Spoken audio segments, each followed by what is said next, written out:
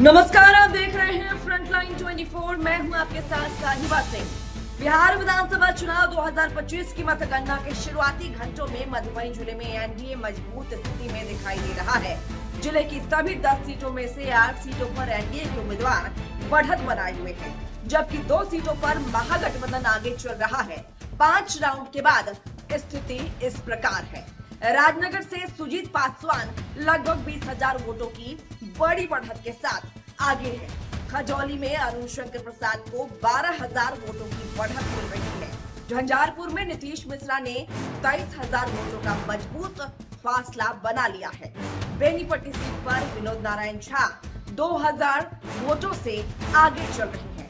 हरलाखी में सुधांशु शेखर 3700 वोटों की बढ़त बनाए हुए हैं। मधुबनी सीट पर माधव आनंद 1500 वोटों से आगे हैं। बिस्फी में हरिभूषण ठाकुर बचौल 3400 वोटों की बढ़त में है। फुलपड़ास में मंडल को 2700 वोटों की बढ़त हासिल हुई है। लौकहा से भरत भूषण मंडल 1200 वोटों के अंतर से आगे है। बाबूबरही में मीना कुमारी 4000 वोटों से बढ़त बनाए हुए है। वहीं भारतीय चुनाव आयोग के आधिकारिक पार्टी वॉर रुझानों के मुताबिक राज्य में एनडीए फिलहाल मजबूत स्थिति। अब तक 243 में से 232 सीटों के रुझान उपलब्ध है, जिसमें जेडीयू 77 सीटों पर आगे है तो बीजेपी को 73 सीटों पर बढ़त हासिल है। आरजेडी 42 सीटों पर आगे है। लोजपा रामविलास 18 सीटों पर बढ़त हासिल है। कांग्रेस भी 7 सीटों पर आगे है। हमको 4 सीटों पर बढ़त है तो सीपीआई-एमएल 5 सीटों पर आगे है।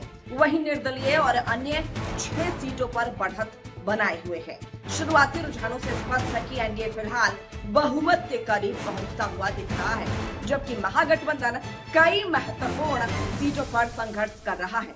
जैसे जैसे मतगणना आगे बढ़ेगी, चुनाव की तस्वीर और साफ हो जाएगी। आप बने रहें फ्रंटलाइन 24 के साथ। हम चुनाव के मतगणना की पल पल की तस्वीरें आप तक पहुंचाएंगे।